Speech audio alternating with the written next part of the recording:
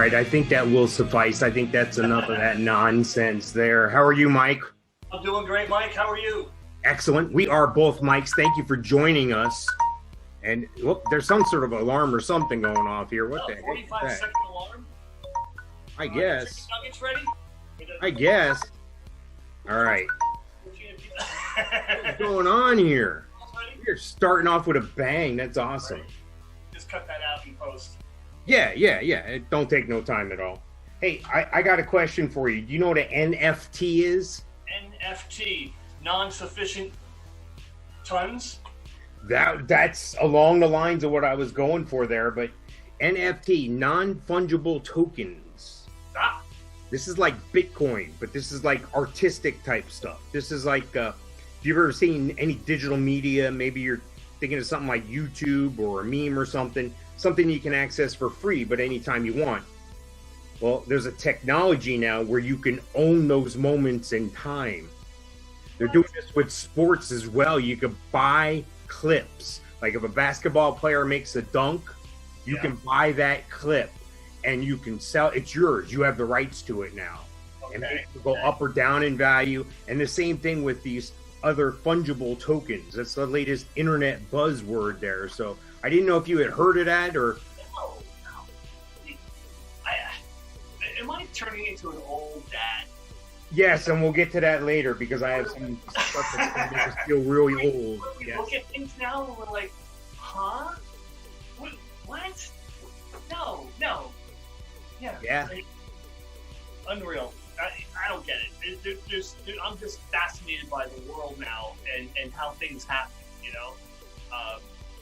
Bitcoin, Token, a rocket ship that goes into outer space, drops something off, it comes back and lands on a postage stamp in the middle of the Atlantic Ocean. Yeah.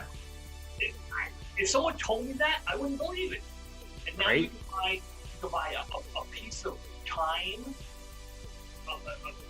It's almost like buying a star, naming a star after your sweet significant other. So that brings me to my next point. We talked about time travel before here. Right. Does that mean if you buy enough time, you can live longer?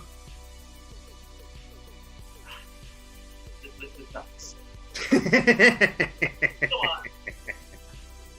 I understand what you're getting at there, but no. Yeah, I don't know. I'd like to own moments in time. That would be awesome. But I think if you could get certain things, like maybe you could something impactful, like the Zapruder film, things of that nature that are moments in time that you own, and that might be the first example of one, because that film clip is known as Zapruder. That's the guy who shot that at the Kennedy assassination. So, anytime that's used, they have to credit him by saying his name. And I don't think he gets any monetary compensation. I don't even know if the guy's alive still, but it makes you wonder if we can buy moments in time, if we can buy these artistic things that they're saying is digital media. Apparently these things are a high stakes market right now. And I don't know, how do you determine the value of an online good? How do you determine the value of air in a bag? That was my next question. Was okay, like when you said this, like with sports, what came to mind is that famous half-court shot that Michael Jordan did. I think he had the flu or some kind of thing going on, where it was a buzzer beater and he got it, and he was like, after, the shot of him going, great, I got the shot. That's worth more than 2 seconds before. Well, that particular property is owned by the NBA and its partners. So I guess if you get enough moments in time, I don't know who releases these moments and how they get paid. I mean, I have moments here. Like we could have a moment here. We could sell this next 10 seconds of air. We can sell it to somebody. Imagine that. Oh, wait, we can do that. We'd be hugging. Am I reaching in the right direction? Yes, we'll just put them on the screen. That's what we'll do. Right. Anyway, I don't know if I'm going to be able to do that. I can't even afford one Bitcoin. It goes for like 50 grand. One Bitcoin for like 50 grand. Yeah, no, I don't get that either. turning into an old man. Well, yeah. And the thing is like, I guess I don't understand it properly, but it needs to be backed by something. I think the only thing the Bitcoin is backed by is the next person that buys into it. I don't know. I know they call it blockchain, and you can't interfere with it. You can't corrupt it. You can't change it. You know, there's certain things in this blockchain. There's a finite number, and that brings us to like where we are in the world today. Basically, the government just prints money when they need it. Oh, we need money? Go print some more. Yeah, you can't do that with Bitcoin. There's a finite amount. You can't devalue your own system, your own monetary system. So I am taking active steps to invest in Bitcoin and precious metals right now, because I think that's where it's at. I think the stock market's pretty high, but that's another show. That's another time there. Right. But I do like gold. I do like Bitcoin. I didn't know there was a specific number of Bitcoin. Yeah, no, there is. It's like, no, I thought you just bought in like you would like in Amway or Herbalife. Well, like anything else, it is supply and demand. The less there is and the more demand there is, the higher the price goes. So it's like anything else. But there is definitely a finite number. They're not just going to back room and start printing money. Right. Yeah. Well, when you buy a Tesla, you can actually buy it with Bitcoin now. Yeah, and the more I'm watching these companies, these banks like Chase and Citigroup and these other banks are doing that, and it's not going to be long. It's not going to be far away. I saw a thing on eBay the other day about their cryptocurrency policies and so forth. And there's multiple types of cryptocurrency too. There's all types of them. I know Gene Simmons just recommended 5 different ones, and I do mean Gene Simmons from Kiss. Right, of course. I'm sure they're all Israeli backed. Yeah, but I think that's the move right now, because I don't know if you have 401k or whatever. It's been going crazy. I mean, my money's quadrupled in the past like 2 years. So I'm like, I don't want to stop it, but I don't want to be left with nothing. I want to get on the next ride. Yeah, mine's been increasing by 25 to 30% a year for the past 8 years. No, that's pretty strong. That's good. Yeah, I'm impressed. I look at my balance way low. Yeah. Well, that's because the stock market's way up right now. But we're not gonna talk about any more money here. We're gonna get into my next thing that I like. And that's a couple handcuffs themselves together to work through relationship woes in a 3-month experiment. I don't know how this. I don't understand. An on-again, off-again couple in the Ukraine have pledged to strengthen their relationship by handcuffing themselves together in a 3-month experiment that has reportedly grabbed the attention of their home country. Now, the guy, his name is Kudle. He's 33 years old. He says him and his girlfriend used to break up once or twice a week. That's the red flag right there. Big red flag. If you break up once or twice a week, now you want to be handcuffed to that person. Well, my first question was when you started off was, is this the U.S.? I don't think people are that. I think you could be charged with kidnapping here. Yeah. Right. Now, here's the thing. The second thing I thought of was that Michael Jackson video where the two guys wrap their hands together and they start swinging at each other with knives. The guy in the white jacket, the guy in the red jacket. Yeah, and that's what I'm picturing is two people basically handcuffed together, wanting to kill each other with knives or guns or bare fists. This could be a bloody mess. This could be a massacre. Well, his girlfriend is 28, and when they had an argument and he called her and suggested this, she was initially upset and she hung up the phone and later warmed up to the idea and agreed to give it a go. And now they do everything together. And I mean everything. So from getting each morning, to eating breakfast and shopping and all that stuff, they have to do everything together, obviously. So they say fights between them did not disappear. They still fight. But when we approach a dead end and there's no understanding between us, we simply stop talking instead of packing up our things and walking away.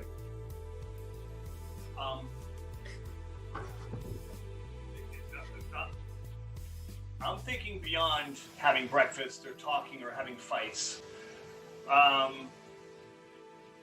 can't picture being handcuffed to anybody while I'm on the bowl doing number 2. That was my first thought. How about if you're doing... Honey, can you give me a hand here? Yeah. What if you have the bubble guts? And it's spray crazy in the bathroom. This is when, if you have one of those homes that has a bidet in it, you take the bidet out and put another toilet in, so you go side by side. Like, you have a powder room or a master bathroom? Yes. Right? Yes. Now, is your master bathroom like in with the rest of the bathroom, or is it its own little room? The toilet has its own little room within the master bath. Okay. Now, same with mine. Now, picture yourself, or even picture me, 6'3", 240 pounds, handcuffed in that little tiny room with my little tiny wife. Like, she'd have to like sit on my lap while I'm sitting on the throne, taking care of business. Right? Honey, can you pass the toilet paper? Honey, I can't reach. Can you get back there? Yeah, that's interesting. Now, does she don a scuba mask and tank? Does she, just go full out respirator? My wife would. My 1-year-old, she picks him up from school today, from preschool. And she gets home, she starts complaining that she can smell his feet from the front seat. My 1-year-old. He barely has toenails. But yeah, I guess his feet stink. She's hypersensitive to smell. Wow. Yeah, she's like, it's driving me nuts. But wow. So would you get handcuffed to your spouse? No. There's more logical ways of taking care of things. And if you fight with somebody and you need to cool off and you need to get away, you get away. You go outside, you get in the garage, you throw something, whatever the case may be. You don't need to be handcuffed to somebody. And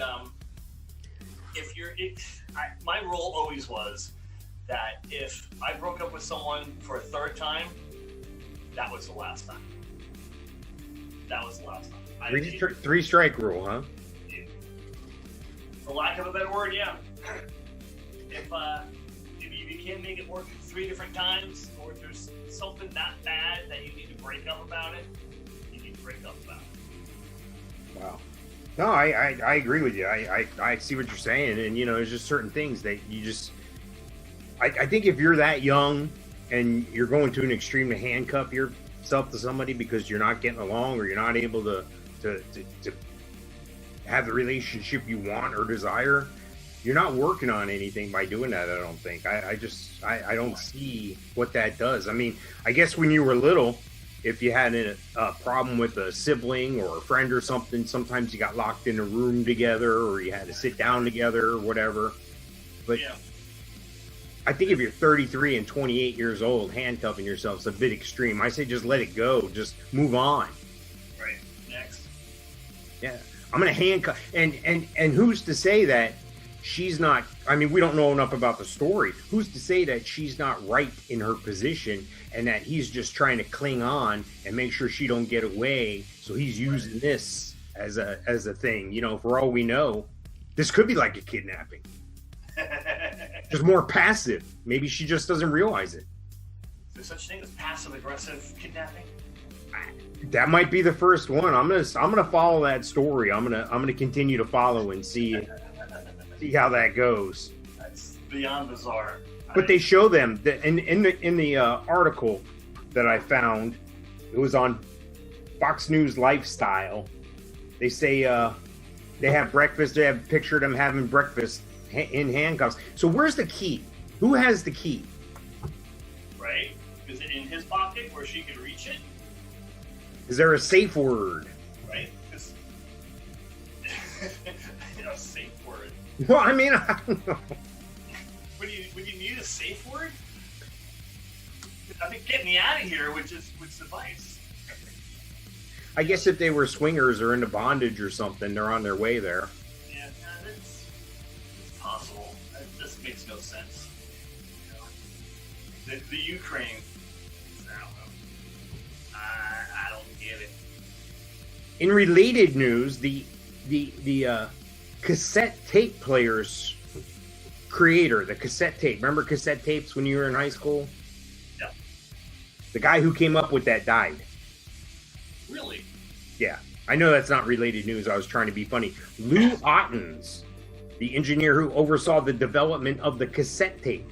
The music recording and playback format, which hit its peak in the 80s, led to ubiquitous portable music listening. This is all according to USA Today, the tech section there. They say it was smaller and more convenient than 8-tracks, and endless sharing of mixtapes among friends and romantic partners, both present and potential. Did you ever make a mixtape? Of course. Yeah. God, many times. Give me a mixtape. Give me something you would have made up, or besides from pirating your buddy's Pink Floyd album.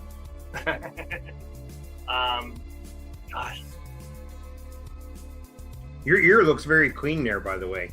I Q-tips every day. I see that. That was wonderful. All right, mixtape. First song on us could be Motley Crue Wild Side. Follow it by Green Day, Jesus of Suburbia. So this is a tape you would be making like now, today. Yeah. Well, okay. Do you want me to make an 80s one? I don't know. Whatever.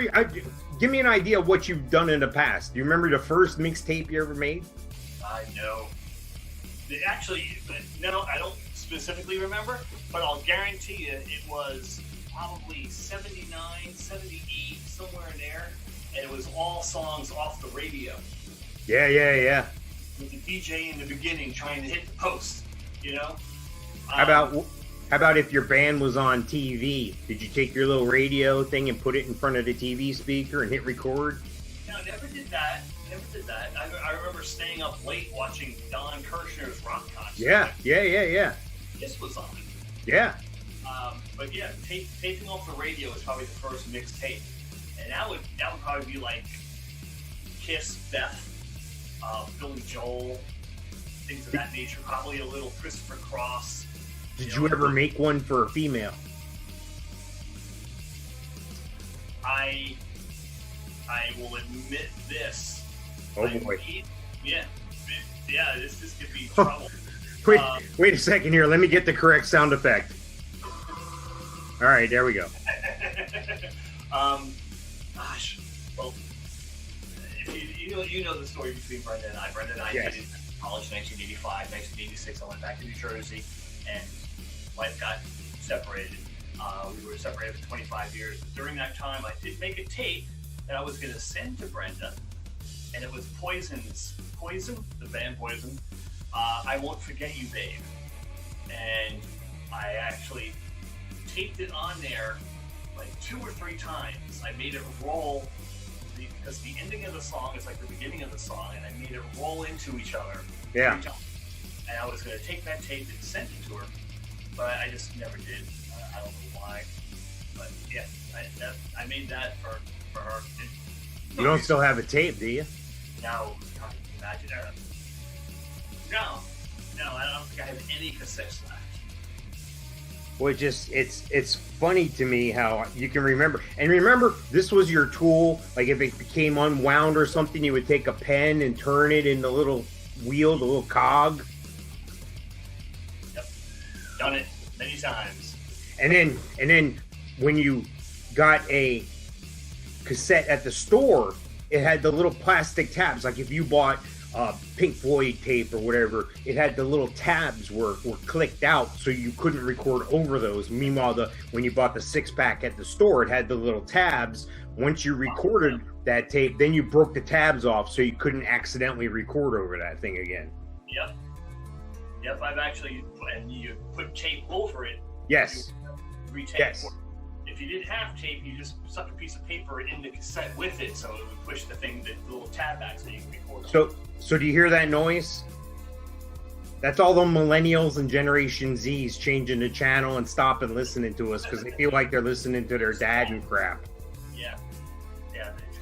I have hundreds of CDs in the other room, which I'm sure. Yeah, they're on the way out too. CDs. What's that? Yeah.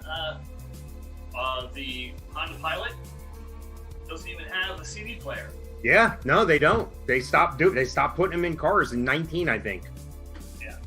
But luckily, we have a DVD player, and that. Oh yeah, you have kids. You have to have that, without a doubt. Yeah. Without a doubt. Hey, speaking of cassette tapes, my band Cheap Trick. Yes, I said my band. It doesn't mean like I own the band. It's just my band.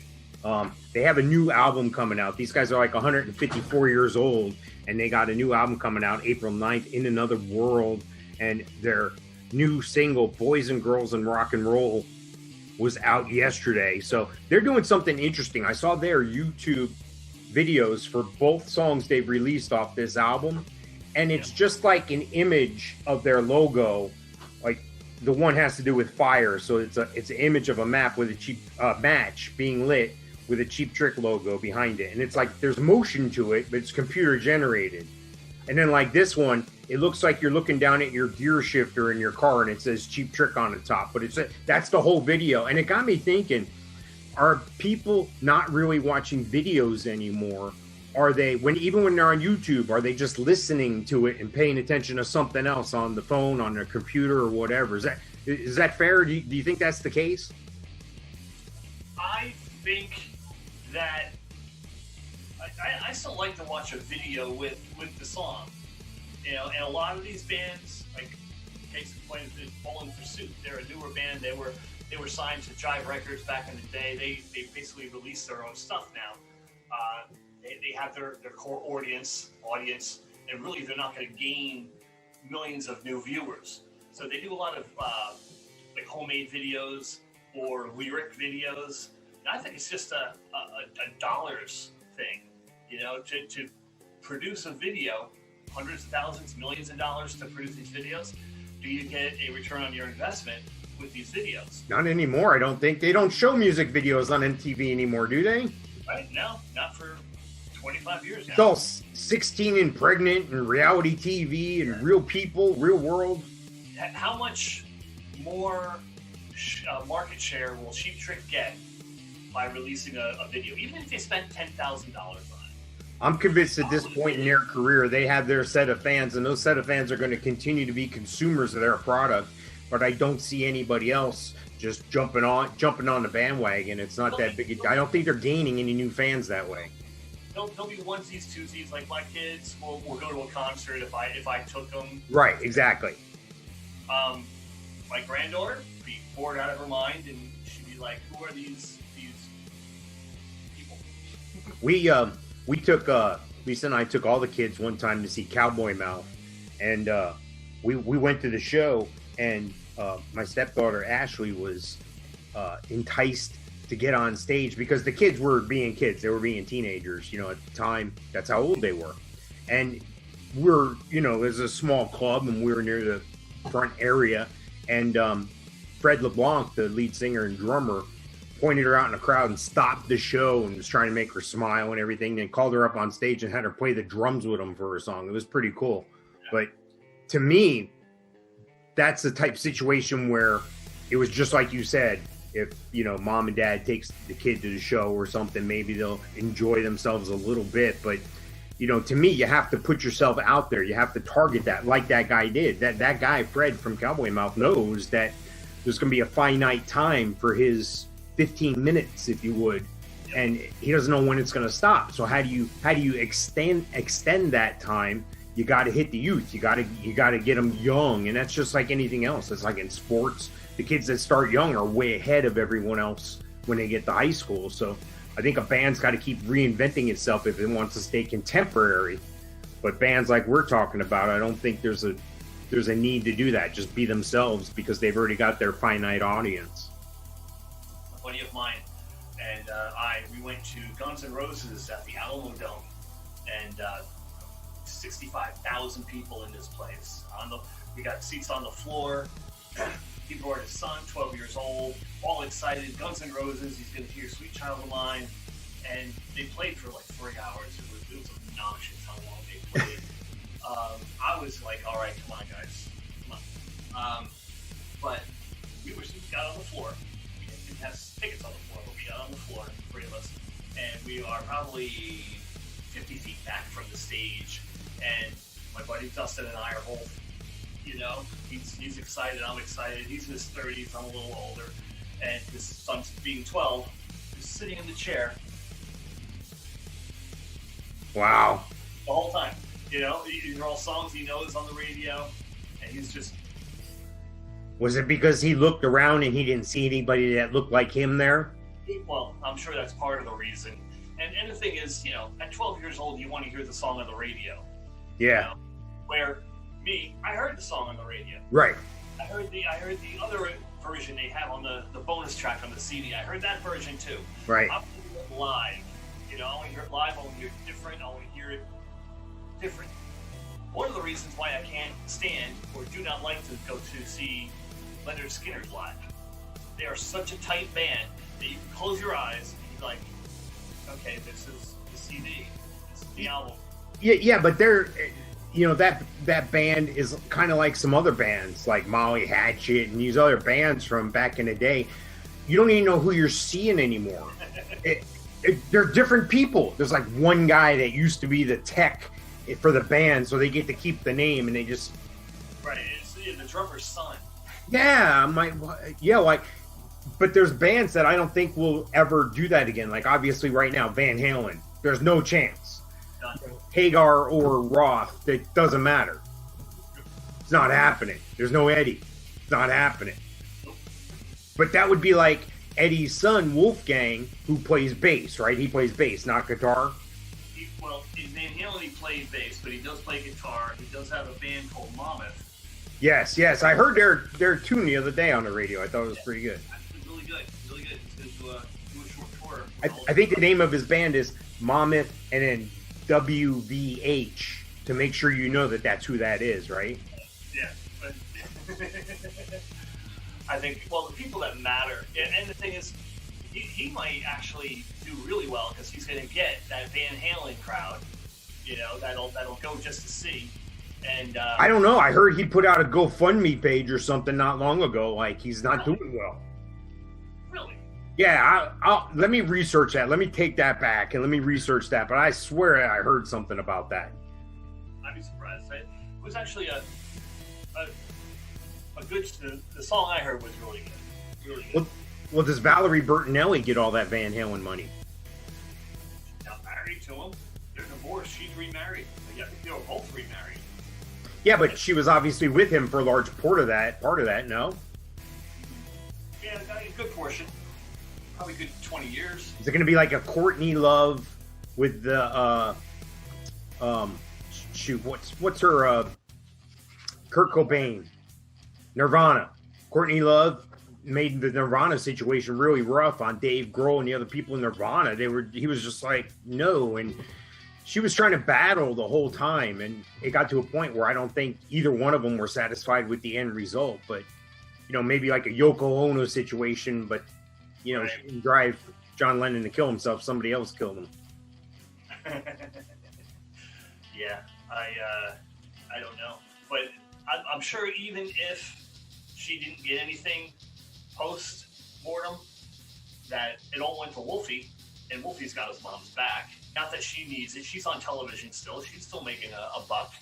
You know, I'm sure she's comfortable with her own right, you know? Why would she need anything from the Eddie Van Halen estate? Well, that brings me to the Grammys. The Grammys are coming up here. Did you know that? Yeah. Actually, I was surprised. I didn't know that. I came across this by accident about the Grammys, and I don't watch those award shows. I don't watch the Golden Globes, the Emmys, I don't watch any of that stuff. Do you watch that stuff? I used to, like back 20, 30 years ago, because it was relevant to me. Mm-hmm. I try not to watch TV. If it's a half-hour program, I might get sucked in. If it's an hour program, I avoid it. I have better things to do with my hour than stare at a box with moving pictures. Hour? They stretch those shows out, and they're playing music and playing people off, and they're cutting their microphones, and, you know, of course, everybody's got to make a political statement. Well, I'm talking about TV in general. Yeah. No, you're right. No, I get it. You're right. 3 hours long. I ain't got time for that. Right. There's nowadays I don't think that programming is going to make it on TV anymore. I think it's going to be all digital, straight to your phone, straight to the computer, and that's it. I think the commercial terrestrial channels are done. They're just done. It's all digital. It's all apps on the TV and everything now. And another learning curve I don't want to deal with, you know? There you go, old man. You're going to be the last one. Wait a second. You know, and just bear with me for a minute for steering totally out of this Grammy conversation here. But so that the Mustang you have, that's probably the last Mustang you're going to have? Because otherwise it's an SUV. It's an electric SUV, isn't it? They have both now. Oh, okay. I thought they were doing away with the gas. Yeah, no, they're doing away with the gas eventually. What, by 2035 is the plan or something like that? So are you going to hang on to that Mustang and be that guy who's still driving that old car when you're much older? More than likely. Nice. Yeah. I put 50,000 miles on the damn thing. Wow. And how long? 4 years? It's a 13. I bought it in 16. And I haven't driven it in the past year. We drove it from San Antonio to St. Augustine. That's 1,000 miles. I put 50,000 miles on the damn thing. I hear you. We put 300,000 miles on a Honda going back and forth to Atlanta 500 times a month. 500 times a month divided by 30. It was crazy. People, I'd stop at the truck stop and people go, "Hey, Mike, how you doing?" Exactly. Out in the middle of nowhere in Cordele, Georgia, you know. Yeah, all right. The Risque Cafe. Yeah, right. Yeah. So listen, the Grammys. So I picked 4 categories for us to discuss here. Just 4, because I'm not going to spend the whole show on the Grammys. Okay. But I want to start with the obvious one, the easiest category for us. That's right. Best rock song. Okay, we can relate to this, right? Best rock song. This is our wheelhouse. Yes, we're there. Okay, the nominees for Best Rock Song: Kyoto by Phoebe Bridgers, Morgan Nadler, Marshall Vore. I don't know what that is. Kyoto. It sounds like a place where you're going to go eat Japanese food and they're going to cook on a table in front of you. Well, I was thinking of buying furniture that you have to put together yourself. Sorry, that was late for me with the Japanese restaurant thing. But here's another one. There's 4 more. There's 5 nominees. Okay, so Kyoto, Lost in Yesterday by Kevin Parker, Not, sung by Adrienne Lenker, Shamika, sung by Fiona Apple. I thought that woman was dead. Exactly. Yeah. And Stay High, which is by Brittany Howard. These are rock songs. Okay. This reminds me of back in the day when the Grammys decided to start acknowledging metal or hard rock and metal. So they had a hard rock metal category. And what happened was nobody knew who Metallica was. They were nominated. They should have won the award. But everybody knew who Jethro Tull was. I was going to go in the same spot.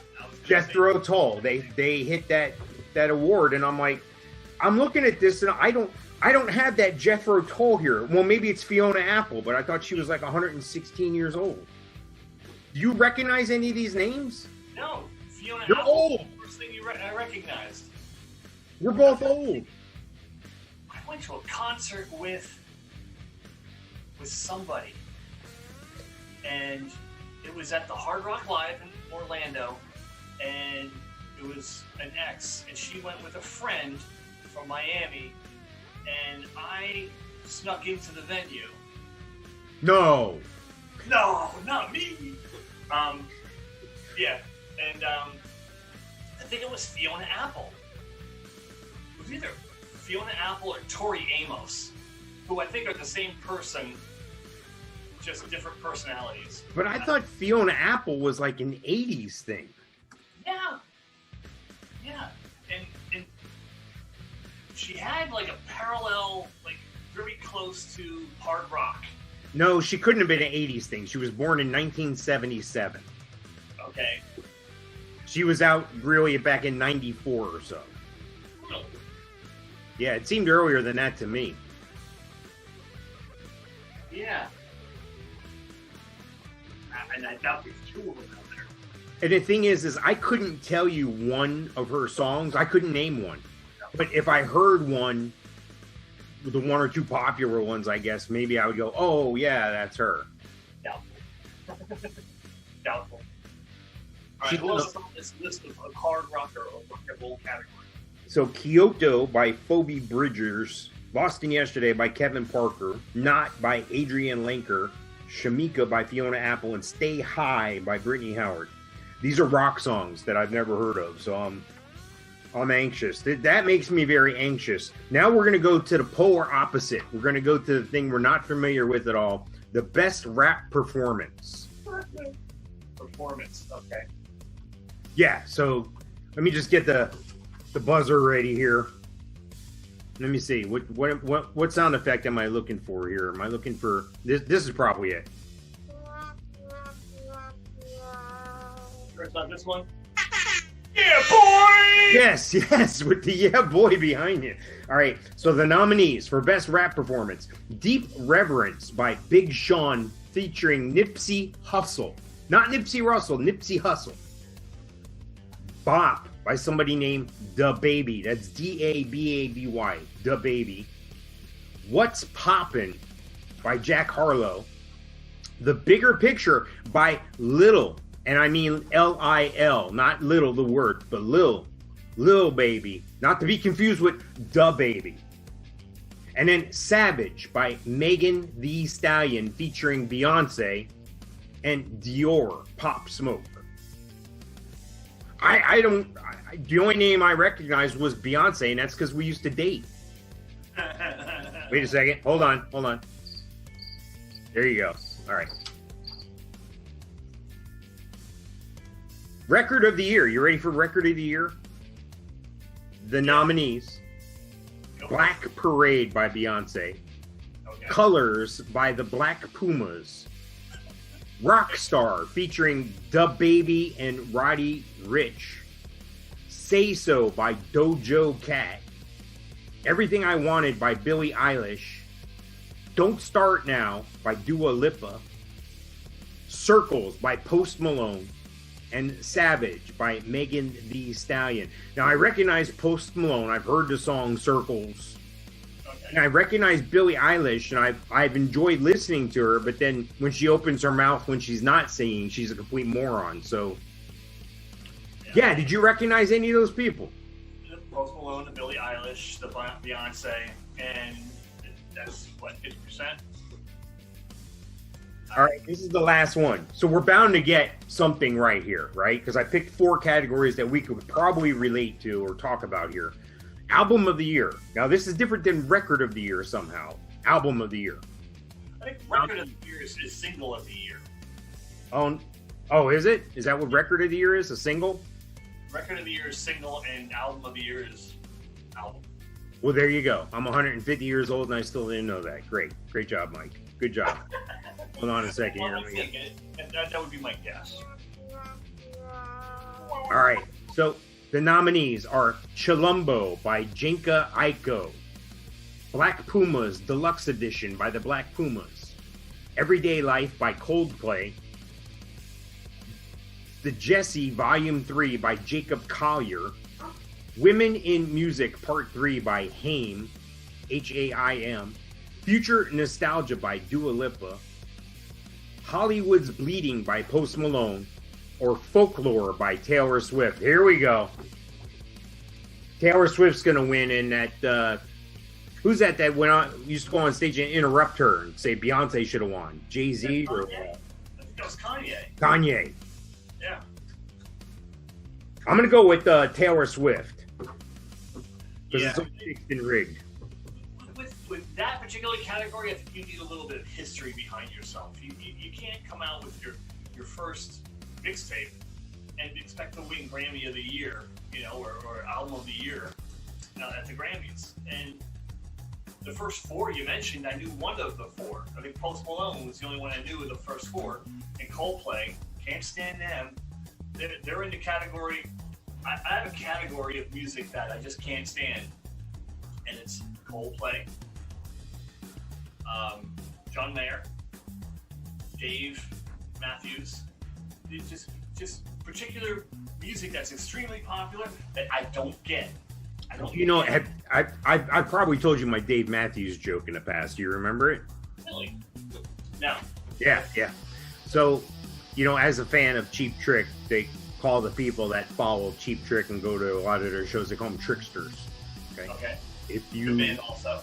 if you are a fan of Kiss and you're everything Kiss and you follow them and go to a lot of their concerts and have all their stuff, you're in the Kiss Army. Right. What do you call the same group of people for Dave Matthews? Douchebags. Thank you. I'll be here all week. Wait. I got to get my my correct thing here. Hold on. There you go. Polite applause from the crowd. Thank you very much. So you were telling me you had something about Orlando. What's this big thing with Orlando now? Okay. Just scrolling through social media, I came across it was weird. It's a theme park that I had no idea exists in Orlando. Have you ever heard of a guy named Michael Deezer? I haven't heard of him, no. Yeah, all right. His real name is Michael Deezer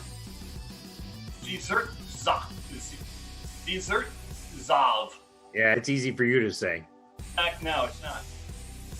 Michael Deezer is an Israeli-American real estate developer and car collector. He is the founder of Deezer Properties and is known for his investments in New York and Florida real estates and associated with Donald Trump. Born in 1941, real estate developer, married, 4 kids, and from Tel Aviv originally, migrated to the U.S. in 1962.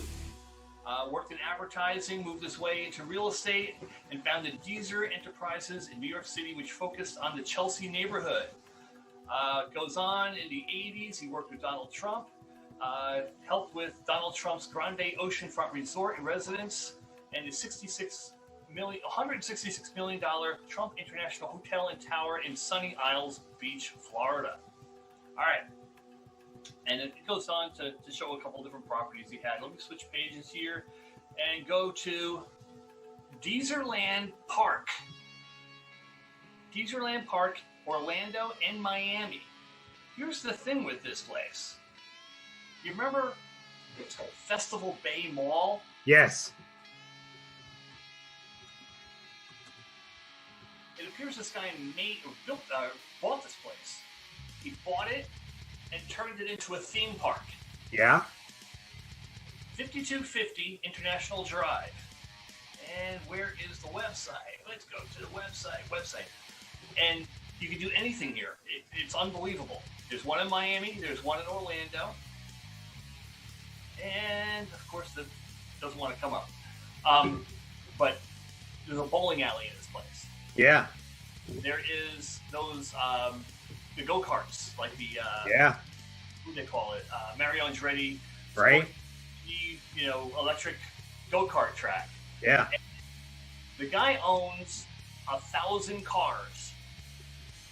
He owns 1,000 cars, and he has a website that is like these 1,000 cars are on there, and you can buy any of his cars. Really? So the entire mall is just like a theme park. And if I can get the darn thing to come up, there we go. Yep, bowling alley, Florida's largest indoor attraction. It never rains at Deezerland Park. Smart. 800,000 square feet of thrills and fun. His attractions. He has an arcade, bowling alley. He has one of those trampoline parks in there. Yeah. Yeah. Go-Kart Orlando. The Auto Museum. He has a pinball museum. Nice. The VR coaster for the, virtual reality roller coaster. Yeah. Play lounge. He has the cinema. There's a movie theater there. And let's see, what is Jumpstart? Oh, Jumpstart is the trampoline park. So yeah, it's a little bit of everything. There's eat. There's restaurants in there. The whole 9 yards, all in one place. Deezerland. Well, they have something similar to that in Leesburg in Lake County at the Lake Square. A couple of the big chain stores folded before the pandemic and everything, and then the pandemic pushed some people out. And let's face it, malls are going away anyway. Everything's online, everything's Amazon, everything's free delivery. So There have been some investors I've seen doing what they did at this place in Lake County, similar to what you're talking about. But that mall still has some stores, but it does have indoor go-kart. It has like an adult Chuck E. Cheese type place, has bowling alley, has all these things there. And it's pretty smart if you ask me, because you're in Florida, especially where this guy put this place. If it's down by where that Festival Bay was, Yeah. it rains every afternoon in Florida. You're probably staying at a hotel near there, and you could dip in for a couple hours. You probably have extra days anyway, or 3-4 days at the park or whatever, and then you go to this guy's place, or you're out of the sun. Lord knows when you're at the theme parks in July and August, it's 150 degrees, and you're side by side with those people from all those different countries who don't use deodorant. It's a very pleasant day. Or if you get a day of rain. Yeah. So, cars from TV and the silver screen call this room home, including vehicles from Back to the Future, Indiana Jones, Spider-Man, Dukes of Hazzard, Ghostbusters, Fast and the Furious franchise, Harry Potter, and more. So I was going through this list of cars, and there's one particular car that is not a Mustang, that is from a TV show that I've always wanted. Always wanted one of these cars. And actually, I was probably 12 years old, and I was in Seattle, and I saw one of these cars, and I wanted it still. All right. You want me to tell you what car it was? Go ahead. Starsky and Hutch. Oh my God! Yes. How did you know this? Because I know you, dude. I know you. Exactly. And what was funny is the car in Seattle that I saw, the license plate was Zebra 3. Nice. That was the call number, or call letter, for that particular, for Starsky and Hutch. Wow. Yes. So he has one of those? You're going to buy it? 1973 Ford Gran Torino, red with the white stripe. Yeah. I have 3 of them. 3. Wow. Yeah. How much does a car like that go for, you think? I don't know, because it said call for price. Oh, yeah. That depends. Yeah. So they have that, and of course the number 2 would be the Back to the Future DeLorean. Well, the good news I thought is you were going to say Dukes of Hazzard. I was going there, but at that age you were in New Jersey, so that wasn't like a cultural thing with you. You know what I mean? You're not gonna have a car with a rebel flag on it driving through New York. It's not gonna work. Yeah. Sorry, I hate to tell you that. Nice car and all, but yeah, Starsky and Hutch, 100%. They filmed that whole opening at Dukes of Hazzard in Conyers, Georgia. That whole downtown with the courthouse and all that stuff, where they showed it every show. Everything else was done in Hollywood, but all those long shots and those establishing shots and those in-between shots and those downtown area, they would show that downtown area, and then they would zoom in on a building, and then you'd be in that office, and that's the Hollywood stage. But they used all that stuff from that area in Georgia. It's pretty cool. I know that. Wow. This place, it has a little bit of everything. Yeah, I'm thinking about making a road trip over there. I'm gonna have to check it out. I'm gonna have to call them ahead of time and let them know we're coming. Yeah, they have a direct connection to their car sales, and he seems to be taking a liking to Vespas. He literally has all kinds of these like Vespa type vehicles that he has too. But yeah, they have a Herbie Love Bug, everything. I couldn't believe it. Over 1,000 cars, and he has them for sale, and I'm guessing they're at either one of these 2 locations, wherever the one in Miami is, and Festival Bay. These are Dozerland. Yeah. So. Wow. I was and the thing is, you think you know everything about Orlando. There's so much to do, but there's a limited amount to do. And no, but that's one of the reasons why I like living here, because they always bring new stuff here. They'll try stuff out here. They'll do a one-off. A company will have a restaurant that they're looking to spin off, so they'll open up a test unit here, and then if it does well, then pluses and minuses. But a lot of those businesses, it's a cash cow. If you're anywhere near Disney on Earlo Bronson on 192, or you're around Disney, Disney's bought up most everything, and they make sure if they own whatever they own, even if you're an outside contractor, of course, they get paid well. Disney does 25 cents off each dollar that comes in. The rest is up to you, Mr. Business. But yeah, no, that's a great place to be. Wow. Yeah. Yep. And actually, a discussion we had this week in training for mortgages is what's the difference between leasehold and fee simple? Fee simple is you buy the property and you buy the dwelling that's on it. Disney does something called leasehold, which is a 99-year lease. You lease the property for 99 years. You pay Disney to be on there, and then whenever you build on there, you get a mortgage. And Yeah. you get a mortgage, and it's leasehold, so you don't own the ground, but you own the building, and you pay on the building and you pay on the ground separately. You know, Crazy.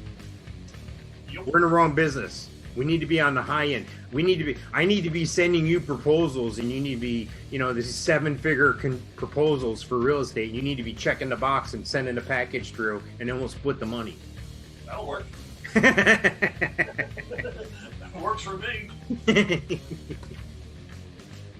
Hey, we're going to the moon. Did you know we're going to the moon again? Or are we going for the first time, actually, when we go to the moon?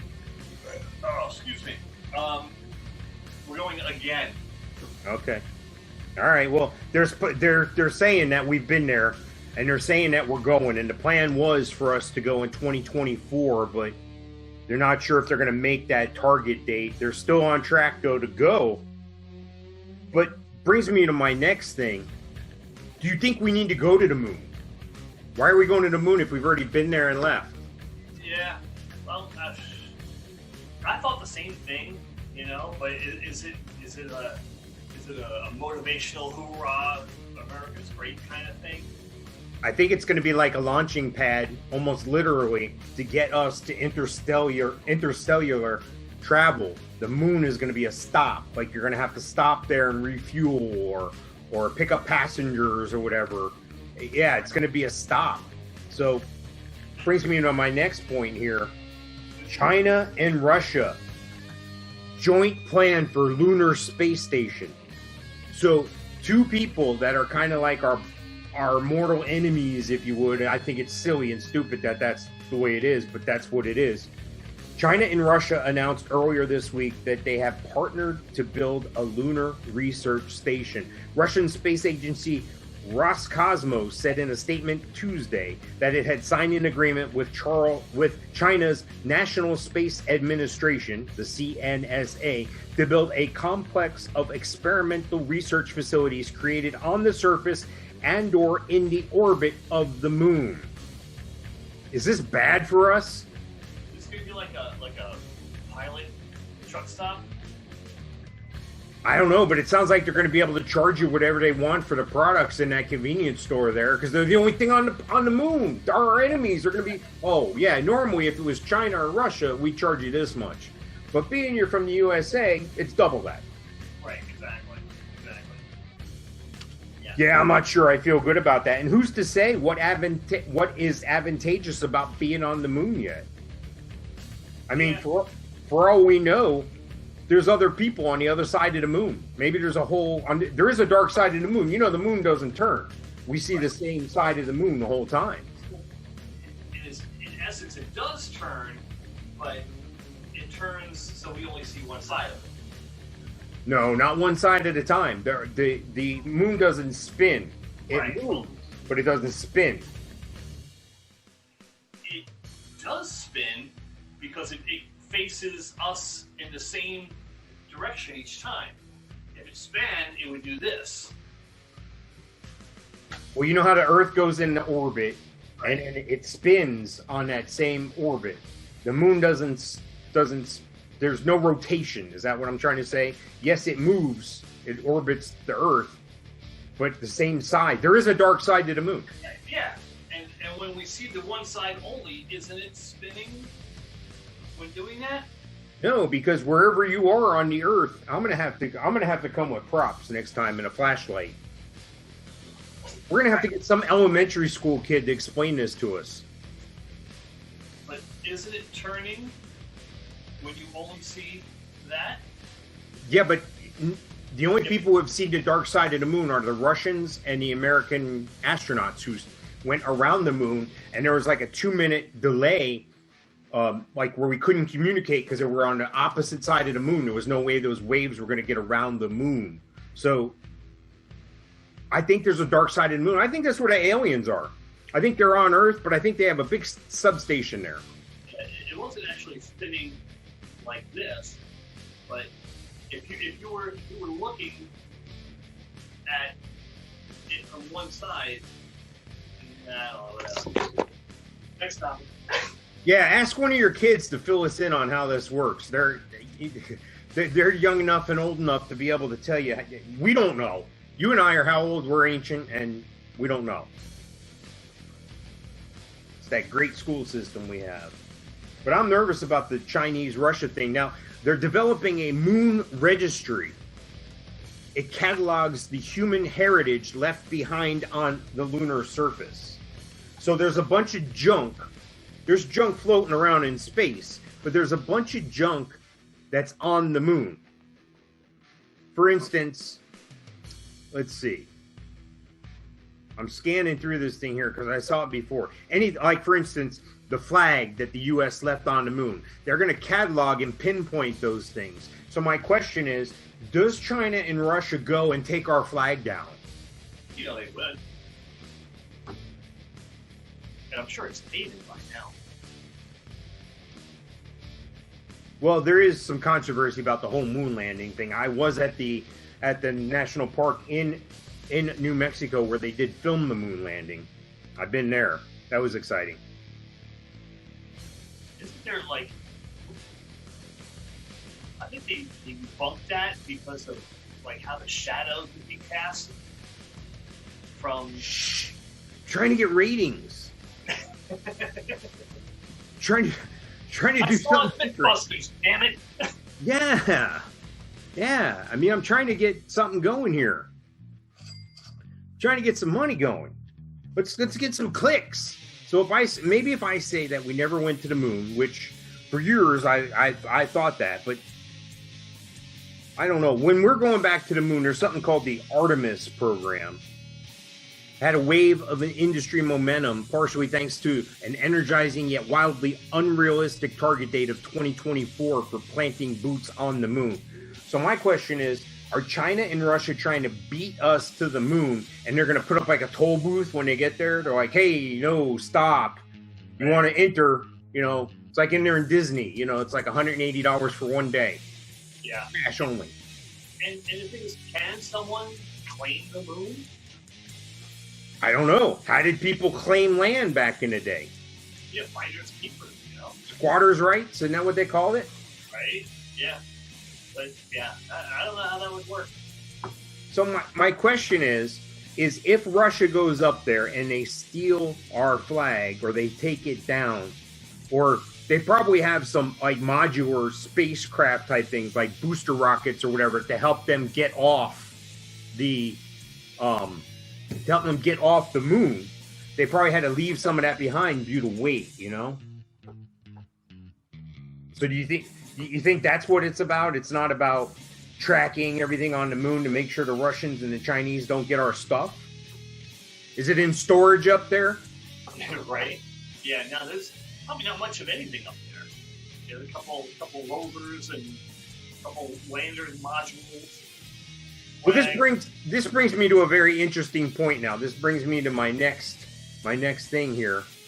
And they're planning on building an ark to go on the moon. Now, when I say ark, I'm A-R-K. It's an ark. It's a structure, okay? They're going to put on the moon. They're going to fill it with 6.7 million sperm samples.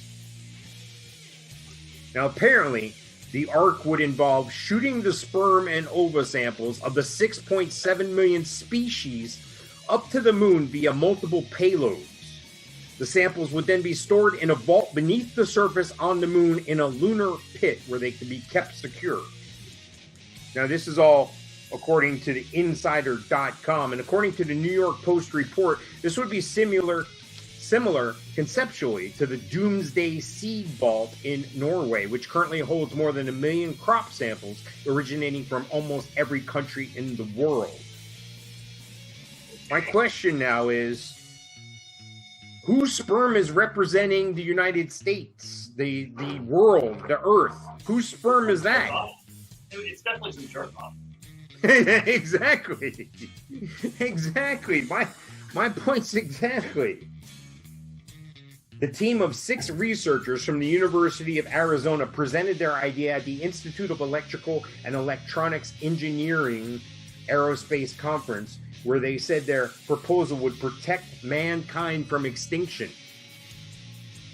Okay, so mankind is extinct. I don't know. There's somebody up on the moon who is the gatekeeper of the... See, that's what I'm saying. Who's to say the Chinese aren't going to go in there and go, oh, stupid USA sample, take it out and stomp on it, and then we're done. Right? Yeah. It's very... I have questions. Not that that would happen. I have questions. Yes. Side story. Speaking of sperm. If you're just tuning in. All right. A fertility clinic in San Antonio. They have a car, a little, I think it's like a neon or a Rio, a Kia Rio or something like Yugo? that. No, not a Yugo, but it looks like a Yugo. And they have it wrapped in the fertility clinic's logos and whatnot, and they have little sperm all over the car. Nice. Right? So I'm talking to the nurse, and there I go, what's up with that car out there? She goes, oh, it's an advertisement, blah, blah, blah. I go, yeah, you gotta be a real jerk off to drive that car, though, don't you? Did she laugh? Laughing, hit the floor, leave it to me, right? Nice. Right? That's funny. Well, I'm trying to adjust the focus. I appear to be out of focus here. Do I look out of focus to you? Slightly, yeah. I kind of feel out of focus. I kind of feel fuzzy. Yeah, I don't know what's going on with that. I think we're almost to wrap up. But let me ask you a question here. Okay. When you're driving a car like that, do you have to have better shocks because of the extra load? I don't know. Oh yeah, I missed it. Oh, hold on a second here. Let me redo it. You have to have special shocks because you're carrying a load. No, they didn't like that one. Sorry.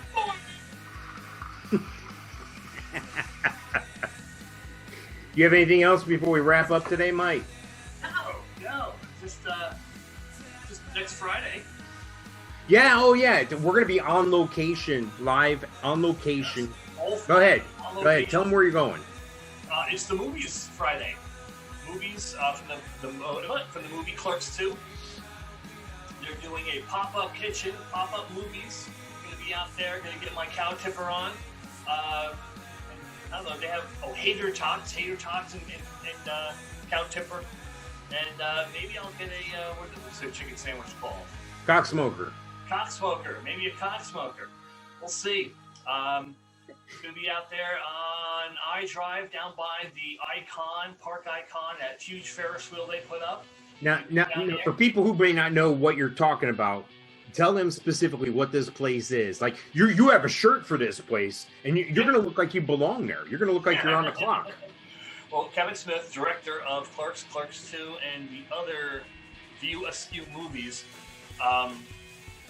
It's a restaurant that basically looked like an abandoned Burger King. And they painted it purple and yellow, or purple and gold. And everything is purple and gold. And their mascot is Movie, which is a cow. Oh, excuse me. And the cow says, no. So yeah, this place is they've done it around the country, and they're coming to Orlando this week coming up. I think it might have started already. I think it started tonight, and it runs through next Sunday. And I got a reservation in for 8 o'clock next Friday, so when I'm done with my 9 to 5, I'll be hopping in the car and driving down to Orlando, a good 2-hour and 15-minute drive or so, to the International Theme Park Mecca of Orlando. I drive, and we'll be visiting this establishment. I think it's just going to be inside of another restaurant, and they'll probably have like a section cordoned off.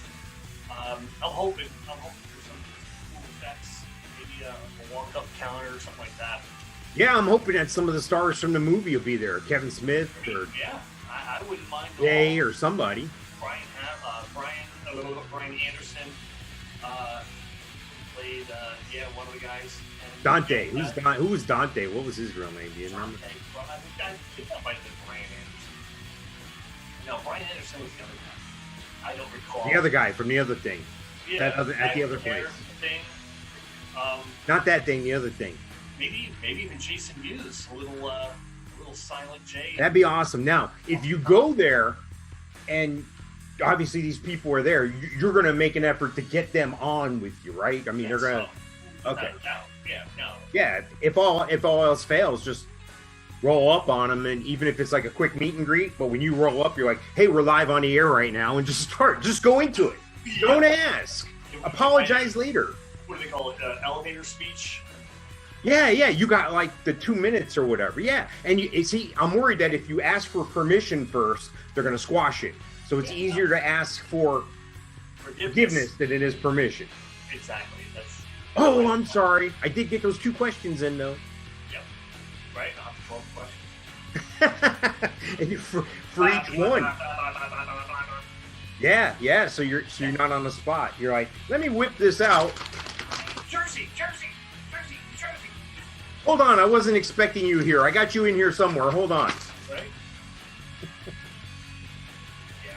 All right, so you're gonna do something live for movies. I'm excited for that, and of course, check out our podcast everywhere. Everywhere you find stuff, we're there. We're on iHeart. We're everywhere. Podbean, Anchor, all these places. Check us out on YouTube, Facebook. Yep. We're all over the place here. So. BothMikes.com. Yes, bothmikes.com, and we have a sister thing. What'sHotInFlorida.com. Thank you very much, sir. It's been wonderful. It's been awesome having you. And hey, next week at Movies. So this was episode 10. Episode 11 will be the Movies episode. So when you get done listening to this, go ahead and mark us, subscribe us, make us your favorite, subscribe to the YouTube channel. So when that Movies one hits next week, you're going to be able to be right on top of it. All right, thanks, Mike. All right, thank you, everybody. We'll talk to you later.